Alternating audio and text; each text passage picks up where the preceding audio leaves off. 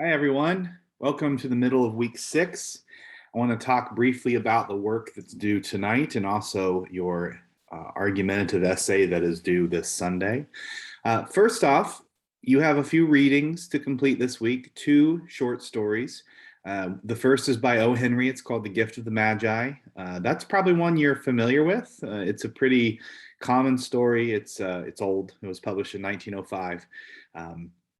And then Alice Walker's Everyday Use, which is a really interesting tale about family and tradition, etc. And what you're going to be asked to do for this week's discussion board is to think about this idea of symbolism and symbolism in literature. There's a film here to watch, and there's an article that sort of defines symbolism for you in a very full manner. But sort of briefly, symbols in film and symbols in literature essentially are items or events or even characters sometimes, but specifically for this assignment, we're going to think about tangible items, things that exist that sort of stand for some bigger concept than themselves. For instance, I'll just give you a preview. In The Gift of the Magi, one of the items in question is a watch. And of course, watches tell time. And if we think about time in general, we think about this watch being a symbol for instance, their marriage, right? And the time that you give up for someone, right? There is sacrifice in both of these stories, and I think it'll be interesting to see what you come up with. So your discussion board has 2 parts, and for some reason, a lot of times when students get to this week's discussion board, they'll do one part and not the other. So make sure you do both parts for the discussion board this week, both in the initial post. The first is that you're going to choose a symbol from one of these stories, either The Gift of the Magi or Everyday Use, and you're going to discuss the significance of this symbol. All right. So it mentions here, so the combs that Jim gave to Della, etc. You're going to try to identify a symbol that you connect with here, and then kind of explain what the symbolism is. What's important about it? What does it mean? All right. That's the first half of it.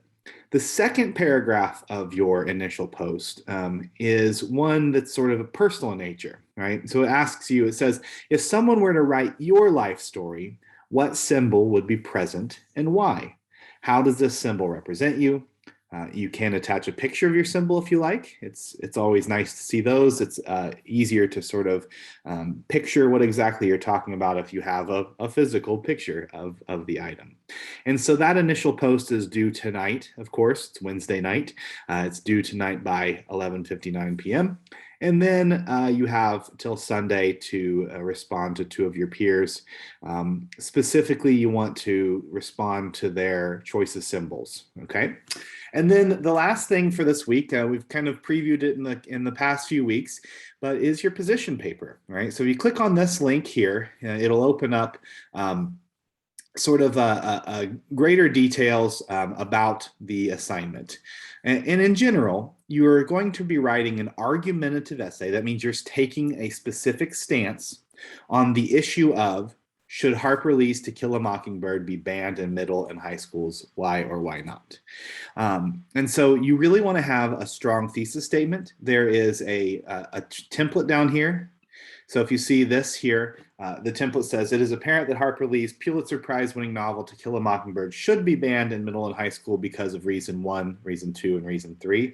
Obviously, if you believe it should not be, then yours would say should not be banned. But I would really encourage you to use this template. In other words, this should be what your thesis statement is, and then you'll come up with those reasons of support, either in favor of it being banned or against it being banned. All right.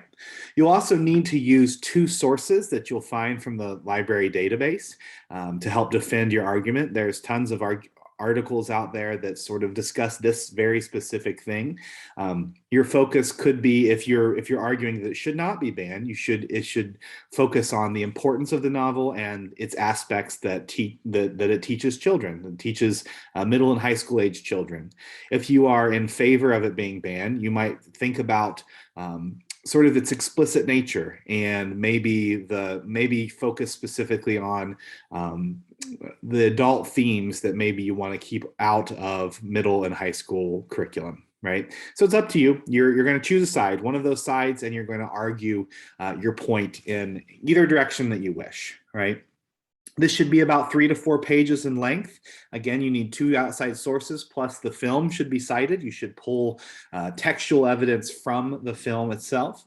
In proper APA style, you'll have a title page, right, that we've been working on, then your essay, and then a references page at the end. And you want to be sure that you're not plagiarizing, right? So a lot of times there's a direct difference between where you're just copying someone else's work, or you're trying to pass something else on your own, and sort of inadvertent plagiarism. And we're going to try to avoid inadvertently plagiarizing. If you see up here, if you do this, if you sort of introduce any quote that you're going to use as according to this author or this website or whatever, it's impossible for you to be accused of plagiarism. Even if you screw up the citation, right? No one's going to accuse you of plagiarism if you use this phrase, according to blah, blah, blah, because they're going to see that evidently this is not my material, I'm borrowing this, and they'll understand. All right, so that's it for this week. Again, if you have any questions during the week, please do not hesitate to reach out to me via email, and I'll get back to you as soon as possible. Also, we're rapidly approaching the end of the semester. Keep in mind that I do accept all late work without penalty. So if you have things, even back to the first week, that you have not completed or turned in, please, please, please do that. That way you can get your grades up, and I'm hopeful that everyone will achieve a passing grade. All right, take care. I'll see you next week.